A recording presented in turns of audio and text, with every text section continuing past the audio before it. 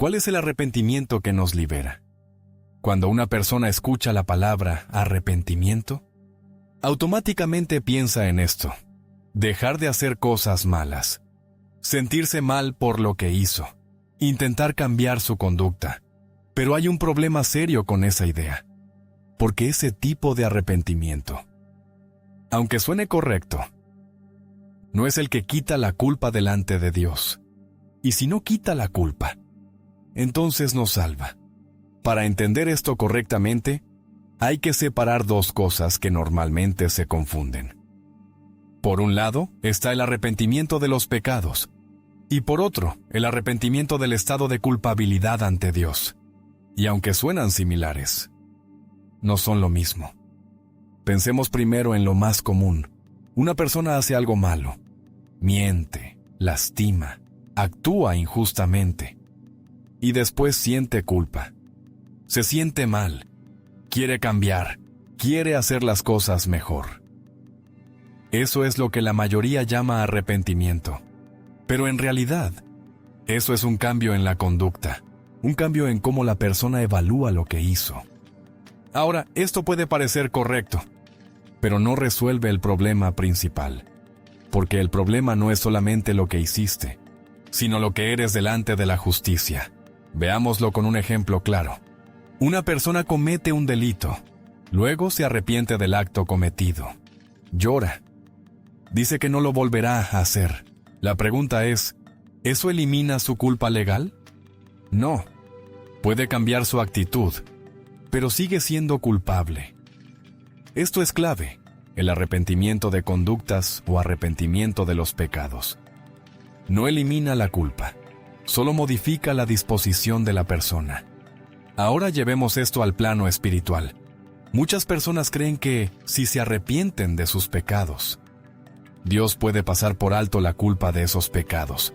Pero pensemos esto con lógica. Si alguien es culpable, ¿puede quedar libre solo porque se siente mal por lo que hizo?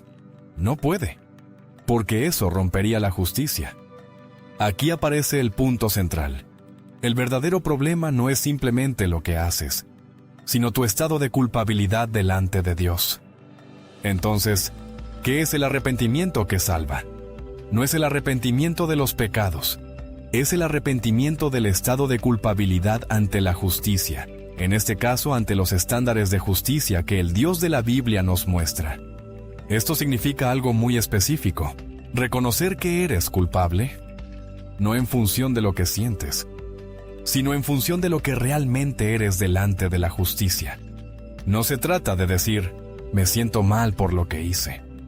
Se trata de decir, soy culpable, y no puedo justificarme en mis méritos. Esto es más profundo, porque no depende de emociones, no depende del remordimiento, depende de reconocer una realidad. Y aquí hay una distinción clave. No es lo mismo remordimiento que reconocimiento. El remordimiento pertenece al ámbito emocional. Puedes sentirte mal, puedes sentir culpa, puedes incluso cambiar conductas, y aún así, no haber entendido tu verdadera condición. El reconocimiento, en cambio, es un cambio de pensamiento. Es entender que, independientemente de cómo te sientas, eres culpable delante de Dios. Por eso, una persona puede sentirse muy mal por lo que hizo, y aún así no reconocerse culpable delante de Dios. O puede reconocer su culpabilidad, aunque no experimente un gran remordimiento emocional. Ejemplo claro. Alguien puede decir, sí, estuvo mal lo que hice, pero no es tan grave. No creo que merezca ese castigo. No me parece justa la consecuencia. Esa persona reconoce el error, pero rechaza su culpabilidad real. Y ese es el punto donde muchos se detienen. Reconocen acciones, pero no reconocen su estado. Ahora avancemos. Si ya entendemos que somos culpables, surge una pregunta inevitable. ¿Qué hacemos con esa culpa? Y aquí vuelve un principio fundamental. Un culpable no puede declararse inocente a sí mismo en sus propios méritos. No puede librarse de su culpa por sus propios méritos. Entonces, si el arrepentimiento de conductas no resuelve el problema, y el esfuerzo personal tampoco, ¿cuál es la solución? La respuesta es esta: Cristo. Pero hay que entender esto con precisión. Cristo no es solo un ejemplo moral. No es solo alguien que enseñó a vivir mejor.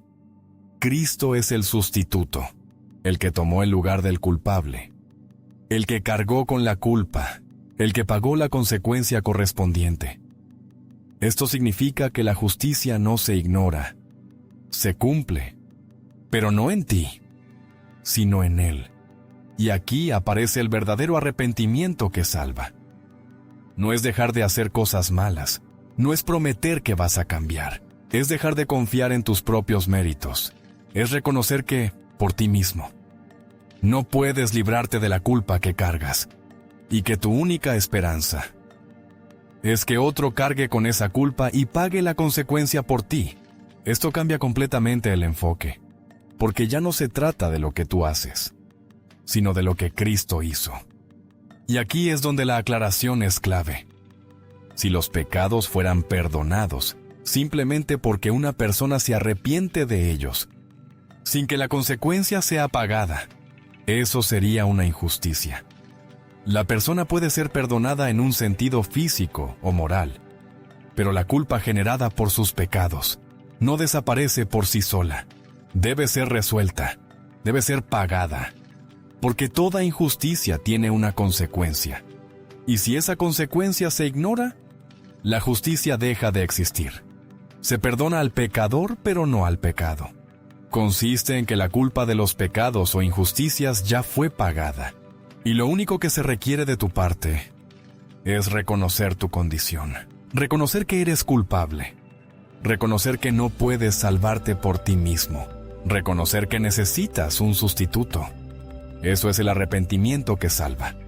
Un cambio de pensamiento. Dejar de confiar en ti y depender completamente de Cristo. Y esto lleva a la pregunta más importante. No si te sientes mal por lo que hiciste. No si estás intentando cambiar tu conducta, sino esto.